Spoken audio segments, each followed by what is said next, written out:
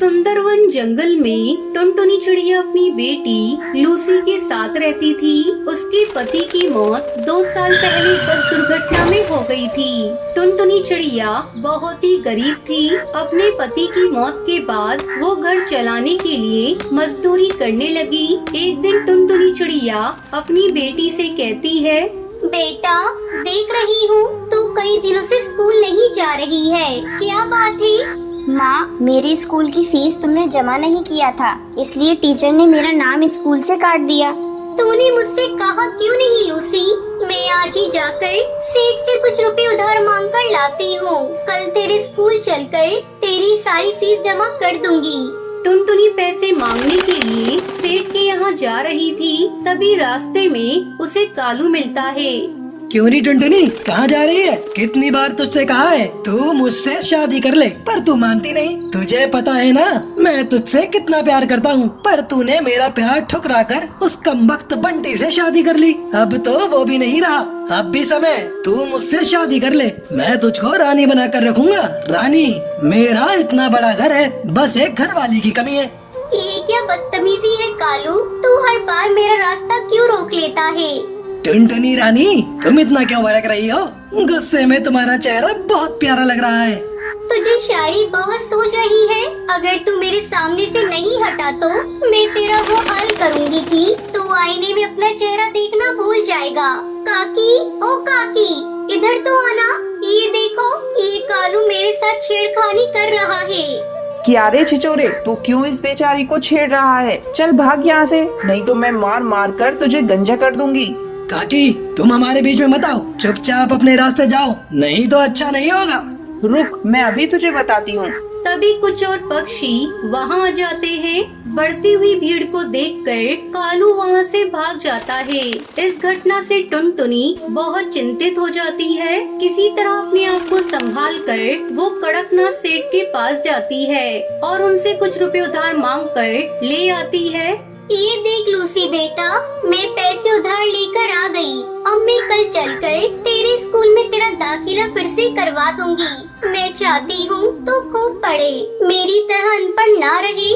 माँ, वो सब तो ठीक है, लेकिन तुम इतनी उदास क्यों दिखाई दे रही हो? सेठ ने कुछ कहा है क्या?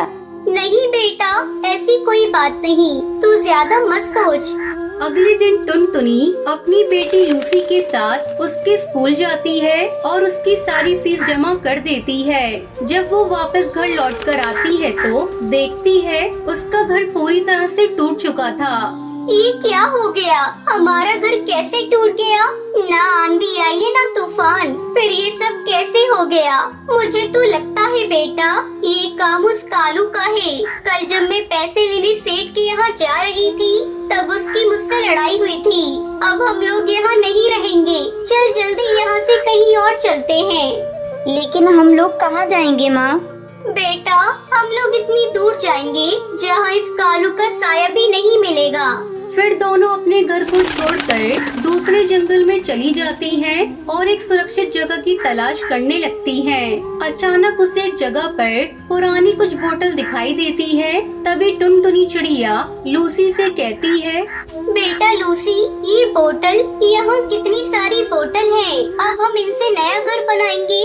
इस तरह दोनों माँ बेटी मिलकर बोतल को इकट्ठा करती हैं और उन्हीं बोतल से सुंदर सा घर बनाती हैं।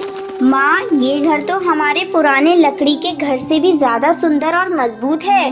बेटा, ये घर हमें तेज बारिश और ठंड से भी बचाएगा। चल बेटा, अब खाने की तलाश में जा रही हूँ। टुनटुनी चिड़िया खाने की तलाश में चली जाती है। तभी तेज बारिश शुरू हो जाती है। टुनटुनी चिड़िया एक पेड़ की डाली पर बैठ जाती है। मेरी बेटी ठीक तो होगी ना? बारिश भी बहुत तेज हो रही है, मुझे जल्दी से अपने घर जाना होगा, वो बहुत डरी हुई होगी। इधर बारिश थमने का नाम नहीं ले रही थी। बारिश बहुत तेज थी। अपनी बेटी की फिक्र में वो उड़ चली। उसके पर भीग चुके थे, उसे उड़ने में भी दिक्कत हो रही थी। अरे वाह, वो देखो, अपना शिकार हमारे पास खुद चल कर आ रहा है। तेज बारिश में इसे खाने में मजा आ जाएगा। टुनटुनी चिड़िया उस शिकार चील के पास आ जाती है। अरे ओ चिड़िया, रुक जा, इतनी तेज बारिश में कहाँ जा रही हो? टुनटुनी चिड़िया एक निडर चिड़िया थी, पर उसे थोड़ा डर भी लग रहा था। जी, मैं घर जा रही थी। अब तुम अपने घर नहीं, सीधे हमारे पेट में जाओगी। उसकी ये बात सुनकर टुनटुनी डर जाती है। उसे कुछ भी समझ नहीं आ रहा था। तभी उसको एक आइडिया आता है। अरे भाई, आप मुझे कैसे खा सकते हो? मुझे खाने के लिए किसी ने पहले से रिजर्वेशन करा कर रखा है। क्या? कौन है वो दुष्ट जो हमारे शिकार का पहले से ही रिजर्वेशन कर रखा है? वो कोई और नहीं, कालू कौवा है। उसकी इतनी हिम्मत जो मुझसे टकराएगा? तो चलो एक बार उससे लड़कर देख लो। अगर तुम जीत गई तो मुझे खा सकते हो। टुनटुनी चिड़िया निकल पड़ी कालू की तलाश में, जिसने उसका घर तोड़ा था। टुनटुनी चिड़िया आगे आगे उड़ रही थी, पीछे पीछे शिकारी चील। तभी उसे एक पेड़ पर वो कालू कौवा दिखाई देता है। देखो, वो रहा कालू कौवा। इतना सुनते ही शिकारी चील कालू कौवे पर टूट पड़ते हैं। टुनटुनी मौका देखकर वहाँ से भाग जाती है और अपने प्लास्टिक बोतल घर में खुशी खुशी रहने लगती है।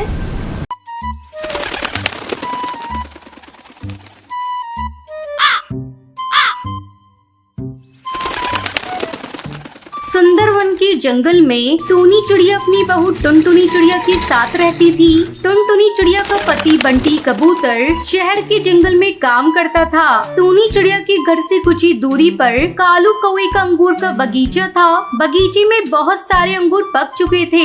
अंगूर की मीठी मीठी खुशबू से सारे पक्षियों के मुंह में पानी आ जाता था। एक दिन दोनों सास बहू अपने घोंसले के बाहर बैठी ठंडी ठंडी हवा का आनंद ले रही थी। तभी अंगूर की मीठी खुशबू आती है। माँ जी, अंगूर की बहुत अच्छी खुशबू आ रही है। जी करता है अभी जाऊं और तोड़कर अंगूर खा लूं। हाँ बहू, मन तो मेरा भी अंगूर खाने को कर रहा है, पर तू देख रही है ना कालू कौवा किस तरह अपने बगीचे की रखवाली कर रहा है। अगर हम अभी अंगूर तोड़ने गए तो पकड़े जाएंगे। रात होने का इंतजार करते हैं, जब कालू कौवा सो जाएगा तो हम लोग अंगूर चुरा लेंगे।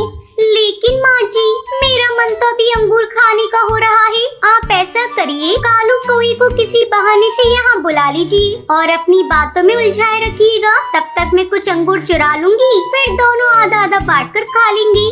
लेकिन बहू, अंगूर चुराते हुए तू पकड़ी गई तो हमारी बहुत बदनामी होगी। आप बेकार में डर रही हैं माँ जी, ऐसा कुछ नहीं होगा। मैं यहाँ से जाऊंगी और आप कालू कौवे को बुलाकर अपनी बातों में उलझाए रखिएगा। तब तक उससे बातें करिएगा जब तक मैं वापस ना आ जाऊँ। टूनी चिड़िया टुनटुनी की बात मान लेती है। टुनटुनी के जाते ही टूनी चिड़िया झूठ मूठ कर चिल्लाने लगती है। अरे अरे अरे, ओ कालू भैया, जल्दी यहाँ आओ। मेरे घोंसले में एक सांप घुस आया है, जरा उसे निकाल दो। टूनी चिड़िया की चिल्लाने की आवाज सुनकर कालू कौवा अपनी बगीचे की रखवाली छोड़कर वहाँ आता है। क्या हुआ टूनी भाभी, कहाँ है सांप? मैं अभी उसे निकालता हूँ। हाँ कालू भाई, जल्दी आइए। ये देखिए, इस पलंग के नीचे सांप घुस आया है। कालू कौवा सांप को इधर उधर ढूंढने लगता है। उधर टुनटुनी चिड़िया आराम से बहुत सारे अंगूर चुरा लेती है। काफी ढूंढने के बाद भी जब सांप नहीं मिलता, तब कालू कौवा वहाँ से जाने लगता है। भाभी, लगता है मेरे आने के डर से सांप भाग गया। अगर फिर से कहीं दिखाई दे तो मुझे बुला लेना। अब मैं अपने बगीचे की रखवाली करने जा रहा हूँ, नहीं तो मेरे अंगूर को जंगल के पक्षी चुरा लेंगे। ऐसा कहकर कालू कौवा वहाँ से चला जाता है। उसके जाने के बाद टुनटुनी चिड़िया पके पके अंगूर को लेकर घर पहुँच जाती है। ये लीजिए माँ जी, पके पके रसीले अंगूर। जी भरकर दोनों सास बहू मिलकर अंगूर खाने लगती है। बहू, आज तो अंगूर खाकर मजा ही आ गया। इस तरह दिन गुजरने लगते हैं। टुनटुनी चिड़िया रोज अंगूर चुरा कर लाती और दोनों सास बहू मिलकर मजे से खाती।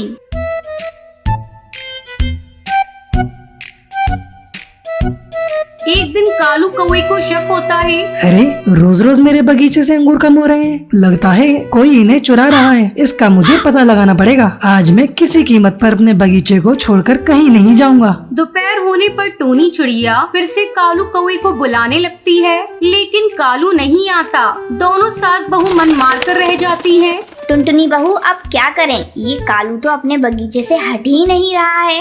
कोई बात नहीं माँ जी, दिन में ना सही, हम लोग रात में अंगूर की चोरी करेंगे, क्योंकि उस समय कालू कौवा सो जाएगा। ऐसा सोचकर दोनों रात में चोरी करने का प्लान बनाती हैं। उधर कालू कौवा अपने अंगूर के बगीचे में जाल बिछा देता है।